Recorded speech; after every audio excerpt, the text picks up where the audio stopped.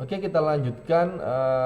Kali ini adalah macam perjanjian. Jadi dalam perjanjian itu, walaupun dia memenuhi asas-asas kebebasan, maka dalam perjanjian itu BW atau nominate ada beberapa misalnya yang contoh yang bisa kita perjanjikan. Selain memang kita bisa memperjanjikan di luar ini, tapi ini contoh beberapa. Pertama, jual beli, tukar menukar, terus sewa menyewa, melakukan pekerjaan tertentu, pengangkutan barang, persekutuan, terus penghibahan. Hibah ya, bukan menggibah. Jadi menghibahkan sesuatu yang kita miliki kepada orang lain atau lembaga atau ya, pihak-pihak lain.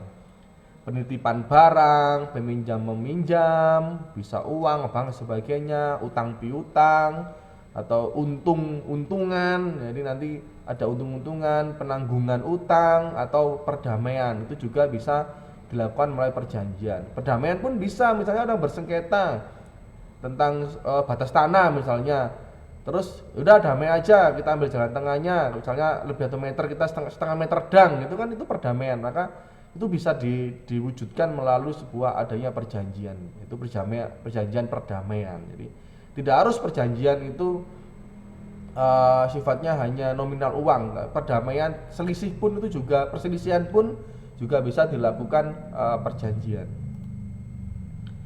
Yang selanjutnya adalah adanya asas-asas dalam perjanjian. Satu, asas kebebasan berkontrak. Dua, asas konsensualisme. Ketiga, asas personality. Yang pertama, asas kebebasan berkontrak ini misalkan bahwa dalam kontrak, para pihak atau orang-orang yang merikatkan dirinya dalam kontrak itu atau perjanjian itu mempunyai kebebasan untuk menentukan perjanjian apa. Bebas. Saya dengan pihak lain, saya mau perjanjian, kita perjanjian apa, jual beli, maka saya dengan pihak lain itu atau orang di luar saya melakukan perjanjian itu apa, jual beli tanah, rumah, mobil dan sebagainya. Maka itu dibuat bebas dan isinya juga bebas, asalkan memenuhi beberapa kriteria, nanti kita bahas di belakang. Yang kedua, asas konsensualisme. Maksudnya apa? Perjanjian itu lahir sejak adanya kesepakatan atau konsensus. Kapan lahir itu Pak? Kalau kita ngomong-ngomongan, udah kita bikin draftnya dulu. Selagi draft ini belum ditandatangani atau belum disepakati, maka belum berlaku. Tapi kalau ketemu saya punya HP baru gitu kan, Pak saya mau jual HP. Kita perjanjian ya. Kenapa? Nggak usah dibayar sekarang Mas. Oke, kita bikin perjanjian. Terus di perjanjian itu bikin aja kita tulis tangan gitu kan, bahwa saya jual HP, harganya 25 juta HP-nya. Setelah itu nanti dibayar bertahap 3 kali. Nanti HP diserahkan kalau sudah. Jadi itu semua ada perjanjiannya.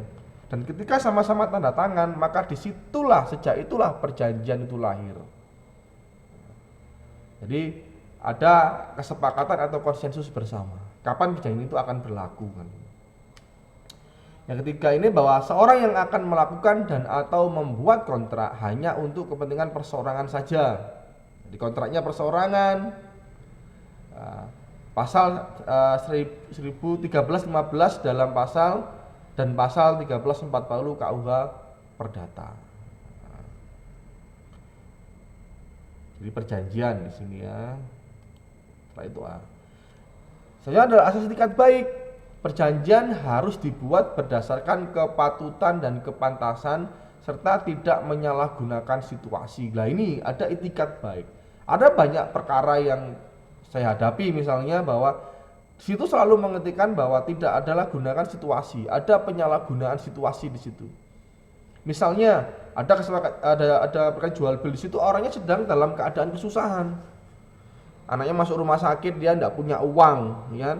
Akhirnya dia mau pinjam uang sama tetangganya, nggak mau pinjam uang, maunya jual beli. Akhirnya apa? Dia jual tanahnya, belakang rumahnya, tanahnya harganya pasarnya 100 juta, 1 miliar misalnya.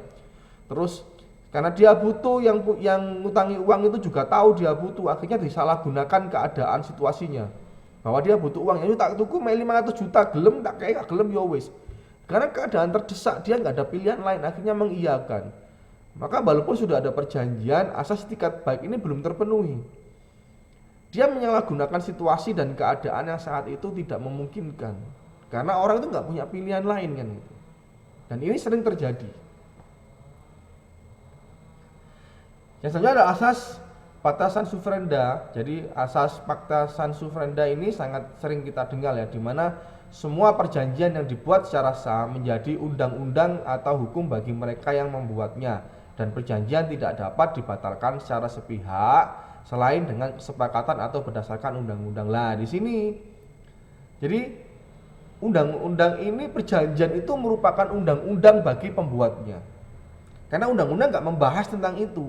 Jadi jual beli apa enggak, tapi ketika orang sudah mengikatkan dirinya, sudah membuat perjanjian dengan orang lain, maka yang dibuat itu merupakan undang-undang bagi mereka pembuatnya.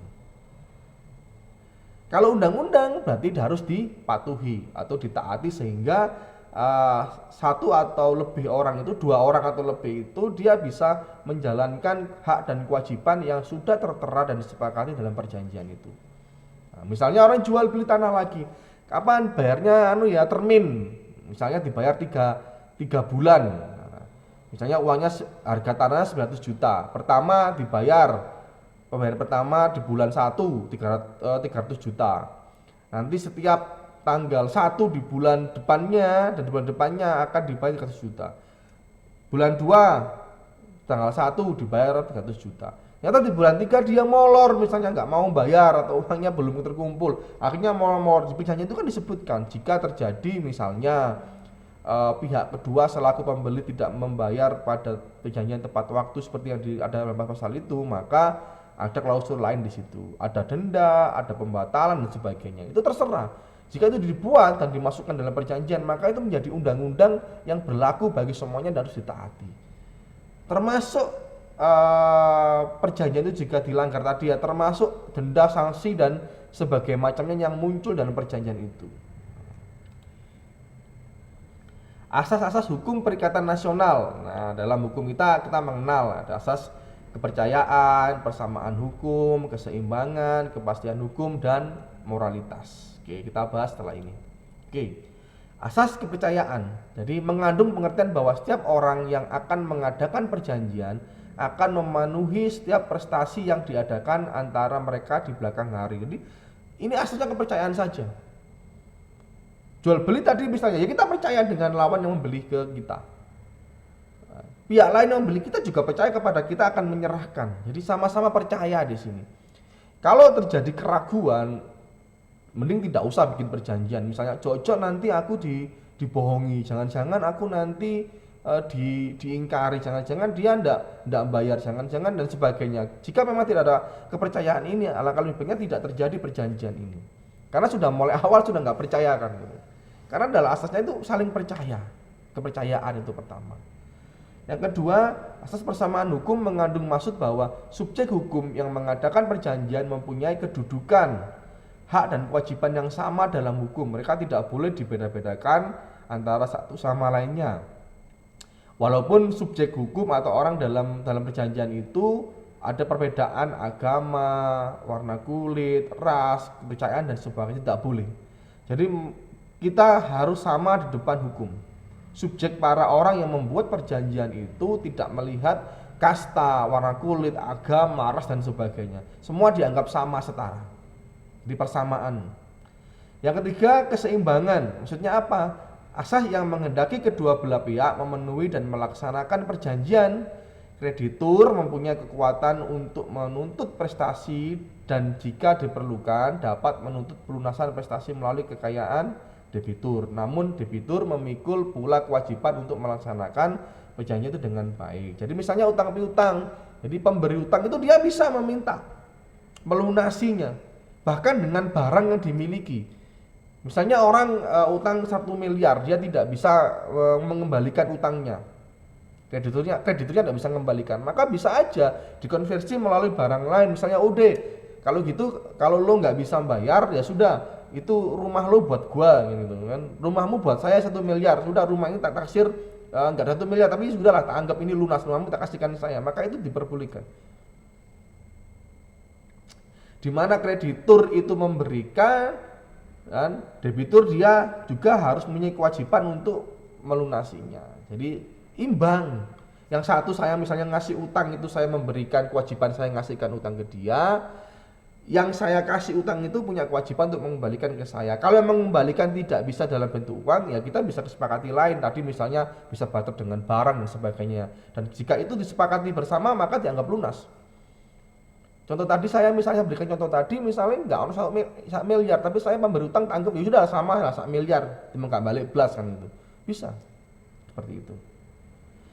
Selanjutnya adalah perjanjian sebagai figur hukum mengandung kepastian hukum. Kepastian itu terungkap dari kekuatan pengikat perjanjian yaitu sebagai undang-undang berlaku. Tadi asas tadi fakta sovereignty tadi yang di atas tadi lah. Jadi perjanjian itu merupakan sebuah modal untuk kita bisa memiliki rasa aman atau kepastian hukum.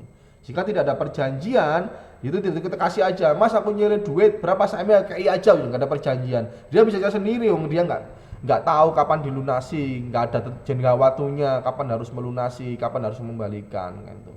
Akhirnya molor-molor nggak jelas kan gitu. Terus satu faktor yang memberikan motivasi pada yang bersangkutan melakukan perbuatan hukum itu adalah berdasarkan pola moralitas sebagai panggilan hati nurani. Jadi ada moralitas, kalau kita utang ke orang ya kita punya hak, punya kewajiban untuk mengembalikan.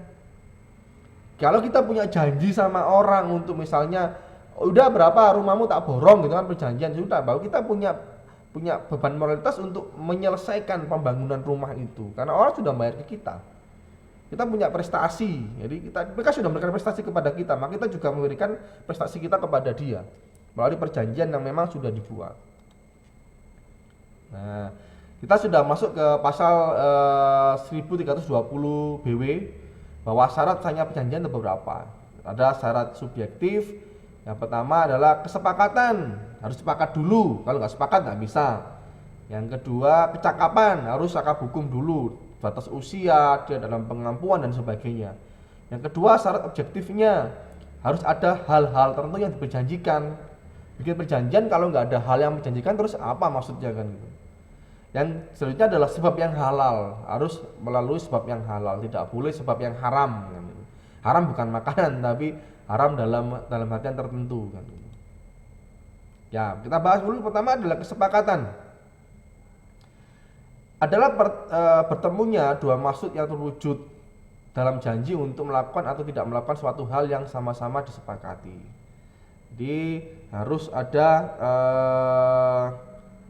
sama-sama sepakat gitu kan. Kedua, kesesuaian antara penerima penawaran, offer dan penerimaan acceptance. Jadi ada sesuai. Oh, kamu segini, saya segitu. Saya perjanjian, misalnya perjanjian tentang bagi hasil usaha. Oh, nanti saya yang menjalankan usahanya, saya dapat 60% dari keuntungan, kamu 40%. Oke, sepakat, sudah. Terus ditandai dengan adanya jabat tangan. Nah, sebenarnya bisa apa, Pak? Bisa jabat tangan. Karena kalau kita lihat di film-film bisnis, oke, sadil, tanda jabat tangan itu buat tanda. Kalau kita jual beli ada tanda tangan, ada kwitansi pembayaran dan sebagainya. Nah, kalau sekarang rame lagi kan, kalau kita ke bank atau apa, kita sering diteleponi sama orang, terus direkam. Jadi rekaman pembicaraan itu sebagai agreement kita, kesepakatan kita kepada apa yang diperjanjikan kan itu. Ini perkembangan zaman ya, tidak tanda tangan, jabat tangan, tapi rekaman pembicaraan.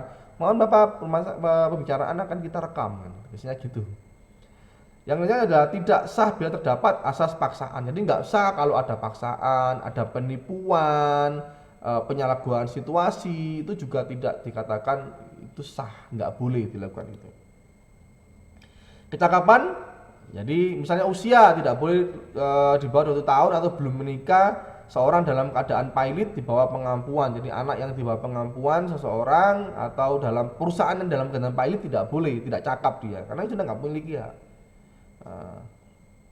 Terus orang yang memang berkompeten, misalnya perusahaan ya direktur dan sebagainya.